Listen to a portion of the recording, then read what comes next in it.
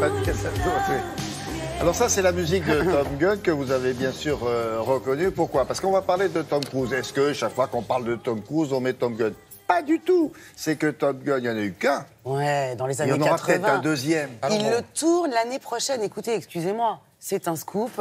J'avais la chair de poule quand j'ai appris l'info. Oh, j'ai encore la chair de poule. Franchement, il y a de quoi. Avec ce titre-là qu'on entend, qui est emblématique. Bah oui, Maverick, le pilote d'avion le plus sexy ça avait été de tourné la en Terre. quelle année? Ça, il y a 20 ans, ouais? Non? Dans les années 80, en 86, très Avec, exactement, c'était la Tony Scott. magnifique Kelly McGillis. Qui était sublime. Je ne sais pas si elle sera dans le deuxième volet. On ne sait pas. On ne sait rien. On sait juste qu'il y a un Top Gun 2. Elle est un tout petit peu plus âgée que Tom Cruise. 54 ans, on veut bien les coordonnées de son dermato-esthétique parce qu'il n'a pas changé.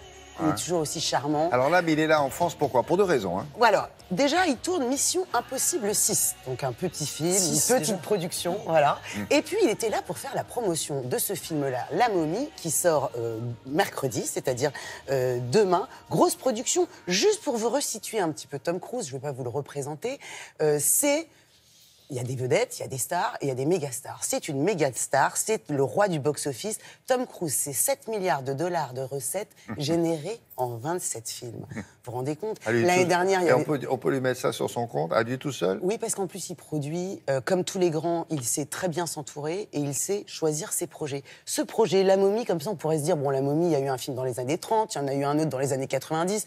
Ils disent film d'horreur. Film d'épouvante, l'histoire d'une princesse égyptienne, d'une momie donc, qui se réveille dans le Londres d'aujourd'hui. Oui, parce que ce film-là, ce n'est pas un remake, c'est ce qu'on appelle dans le jargon du cinéma un reboot. Un reboot, littéralement, un redémarrage.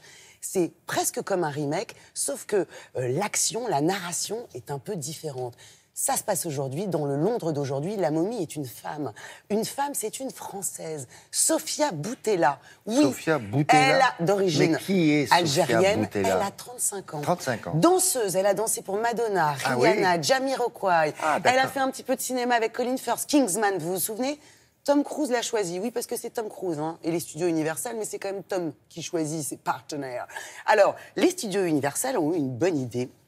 Revisiter leurs films classiques des années 30, leurs films d'épouvante comme L'Homme Invisible, Dracula et La Momie, en prenant des stars à chaque fois. C'est Tom Cruise là qui ouvre le bal, mais on aura aussi Angelina Jolie dans le rôle de la fiancée de Frankenstein, Johnny Depp dans le rôle de L'Homme Invisible. Donc c'est assez enthousiasmant. Qu'est-ce qu'on a fait? Tom était à Paris.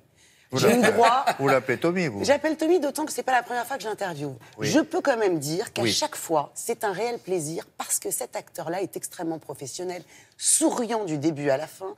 Il se lève pour vous dire bonjour. Pardon, c'est de l'éducation, mais ce n'est pas tout le temps le cas. Ah bon? On était tous de l'équipe technique. Les autres, à c'est moi, qui? on était tous comme ça, sous le charme. Tom, tu reviens à Paris. Il fait bien le boulot. Le service après-vente, ça a un sens quand on est un acteur américain célèbre. Une grâce, nous l'avons rencontré. Ah ouais. Bonjour Tom, j'ai vu le film hier, vous m'avez collé une sacrée trouille. Good.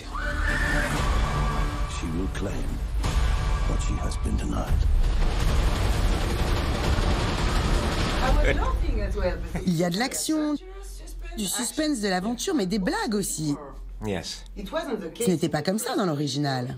Non, dans l'original des années 30, c'était vraiment un film de genre. C'est l'un des premiers films qui a permis à Universal Studios de devenir un des grands studios hollywoodiens. Donc il n'y avait pas d'humour. Il y avait un petit peu d'aventure, ça faisait peur. Tout ce que j'adorais regarder quand j'étais enfant, à la télévision, en noir et blanc. Vous savez, aux États-Unis, nous avions parfois le vendredi ou le samedi soir des films qui faisaient peur. J'adorais ça. Et vos parents, ils savaient que vous regardiez des films d'horreur? Non, en fait, ils étaient au restaurant. Stay with me. I'm scared. I'm gonna figure this out. Don't leave me.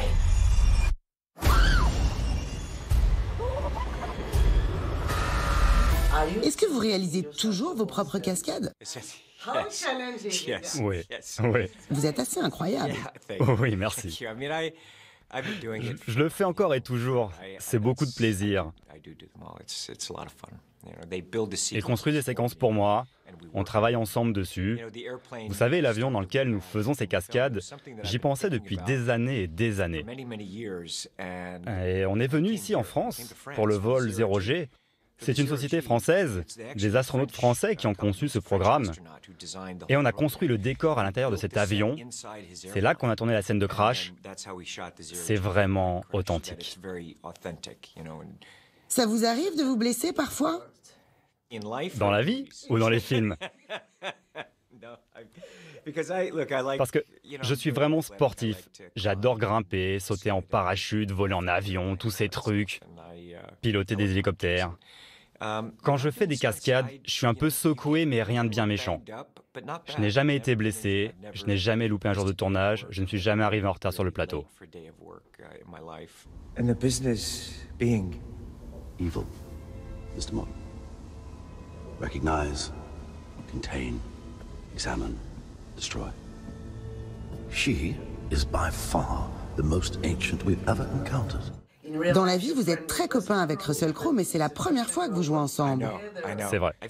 J'ai vu son travail avant qu'il fasse des films aux États-Unis. C'est juste un énorme acteur. Il est brillant. L'avoir avec nous pour jouer Dr. Jekyll, c'était vraiment très excitant. Le voir développer son personnage et l'interpréter. Je le connais personnellement depuis longtemps. Nous sommes amis depuis des années. On voulait travailler ensemble et ça ne s'était jamais fait. Donc j'étais ravi. Avoir Russell avec nous, j'étais vraiment fou de joie. Il est incroyable, c'est un acteur polyvalent. J'adore bosser avec lui. Merci beaucoup. Merci. Merci. Il est charmant. Alors évidemment, ce que je comprends, ce qui vous plaît, c'est que quand vous faites une blague, il fait... Oui, c'est vrai. Mais c'est ça, il fait... Mieux que ça, Ou alors, comment il fait c'est pas quand vous faites une blague.